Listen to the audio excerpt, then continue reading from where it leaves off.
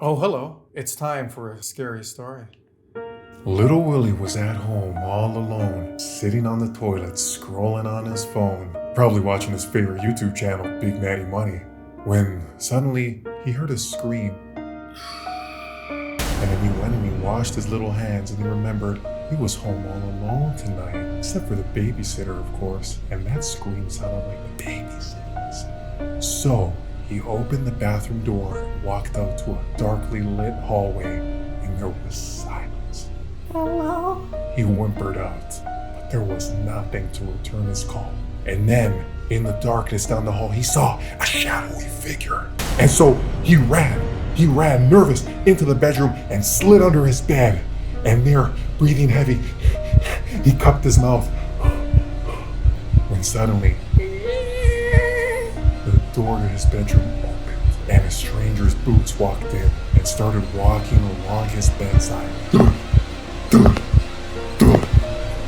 And so little Willie did everything he could to stifle his little breath, and he watched the boots as they walked up and down and then walked back to the door, opened the door, and started to leave. Little Willie felt relieved.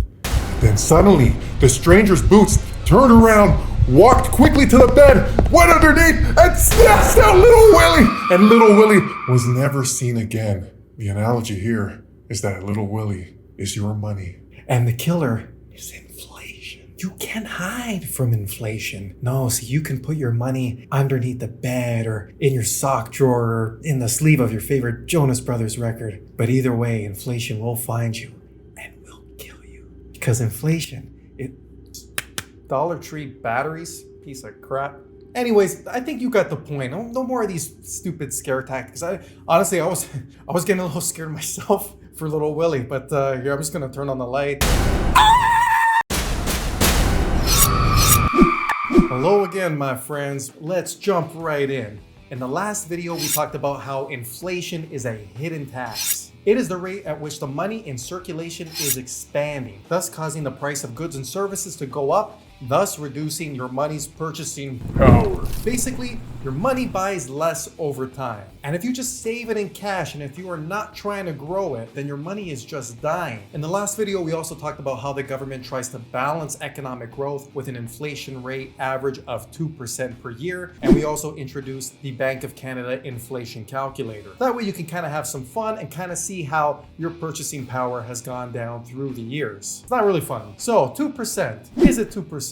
Is it a carton of partly skimmed milk? Or is it a big old carton of half and half cream? A carton of half and half cream that's gone bad and starting to smell a little stanky. How do you calculate that percentage anyway? Well, it all starts here with this line found on the Bank of Canada inflation calculator site, a basket of goods and services. Notice that basket is in quotes. So what's in the basket, right? What's in the basket? What's in the basket? How is inflation measured? The government measures inflation by looking at a basket of goods, of what they think a typical consumer might purchase. The indicator is known as the Consumer Price Index, or the CPI. The government collects this data through surveying. Sometimes the data is pulled monthly, such as food. Other prices, such as property tax or school tuition, are collected yearly because these prices do not fluctuate as much usually. Now, without getting too complicated and keeping it within that horror theme, let's look at a typical basket of goods that you might need for your typical horror movie. Let's check it out. Okay, first we have the scary rental cabin by the lake. Let's say in 2021, this was priced at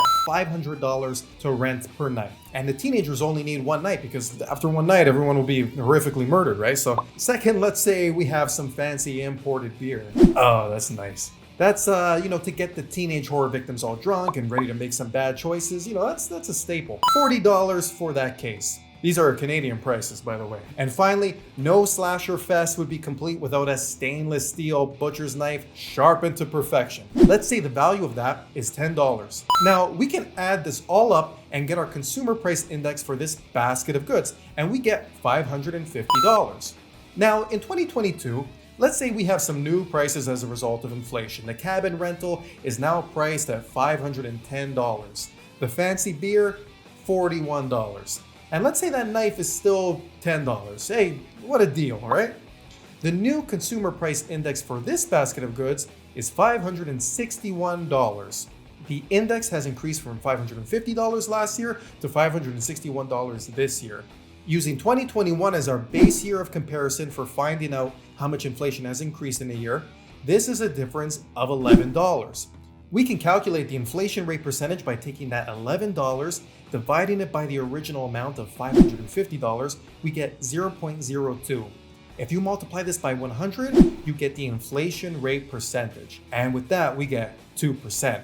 I may have rigged the numbers here to make that all work out very conveniently. So on average, if these items are things that you would need to pay for in a typical year, then you can think of it as your money's purchasing power shrank by 2% from 2021 to 2022. This means you need to grow your money. If your money is not growing at least 2% a year, you're actually getting poorer over time and inflation is killing you. Now, besides the Consumer Price Index or CPI, there's also something called core inflation. You gotta work the core, bro, the core. This is basically the same thing, measuring the change in a basket of goods, except we take out food and energy. The thinking here is that the prices for those are much more volatile. So the government says, hey, just take it out, just ignore those. You don't need fuel for your car. You don't need to eat. Just stay home and eat your family.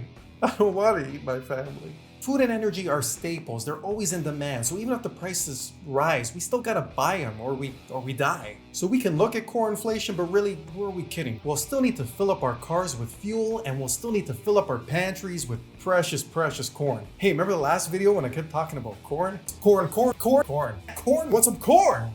Good time. So, no food or energy for core inflation, CPI, a basket of goods. It all sounds a little horrifying. That sounds a little flawed. So how could the CPI model be flawed? Well, for starters, when certain goods become expensive, maybe people start buying substitutions, right? It's like when the price of Sunny D is through the roof, and so you start buying Sunny E, right? And then in maybe that case, inflation is overstated. It's not affecting you as much, you know? You're a Sunny E drinker now. It's cool. On the flip side, there is a lag between how long before a certain good or service is considered a typical consumer good or service before it's added to the CPI. You know, like something like a smartphone or like an Instant Pot. These are goods that a lot of people would have in typical urban cities. And on the topic of urban communities, the CPI is not really good at measuring the buying habits of people that live out in the suburbs. It is focused on city centers where goods and services are much more accessible. So if you live outside of a city, you might experience higher inflation because it takes more for goods and services to make their way to you. For these reasons, the slowness to adapt to the sought-after goods that are typical of the consumer today, and also prioritizing people that live in city centers, not out in suburbs where goods and services are harder to come by. This could make the CPI model understate the rate of inflation. The most important takeaway here is that with such a complex system of different consumers who live in different areas with different typical goods and services that they want to buy, the CPI model is at best controversial in order to measure all of that. So though every month a new number will be published hovering somewhere around the 2% range, that will always be sort of a best guess across the board of inflation, but really there's no way to get this exact. So why bother? How does this affect you? How can you think about inflation and accurately predict how it affects your dollars? Well, pay attention to where your money is going. Take out that credit card statement and see where you're being hit the most. Be mindful as you go about your day and you're making your purchases. If you go to your favorite grocery store and you get your favorite Kraft singles and some bologna, how much did that cost you? Be aware of your own basket of goods that make up your everyday cost of living. Think of yourself as having your own personal CPI for you as an individual, for things you're more inclined to buy, you know, the Consumer Price Individual Inclination Index, or CPII. What are you buying? What are you planning to buy? Is it up 2%? Is it up 20%? If you go through the Tim Hortons drive-thru and you order, your usual medium double and it was $1.50 last year, and now this year it's $1.62. Remember that. Well, that's a 12-cent difference. It's nothing, right? 12 cents. Well, let's do some math again using the inflation calculation from earlier. So 12 cents, the change in price divided by last year's price, $1.50. Multiplied by 100 gives you 8%. 8% is 4 times more than your standard 2% inflation rate. That's a big jump, my friend. It's time to fire up the Keurig at home. It's easy to hide inflation or the cost of goods going up in small purchases. It doesn't sting as much. But look at other things in your world, the prices of homes, cars, food. I think it all comes down to your particular lifestyle on what inflation means. And I think that's the big takeaway that you gotta worry about with inflation. CPI seems like it's in control of inflation, that it knows everything it's going to do, but really it doesn't. It's like CPI is like Norman Bates from Psycho and inflation is his mother. You think CPI has your back against inflation, the crazy mother, and then Norman ends up being his own mother. They're one and the same. Actually, this analogy really doesn't make any sense, I guess. Spoilers, by the way. What was I talking about? I should probably end this video. The people watching probably want to get on with their day. Should I ask them to like, share, and subscribe some more?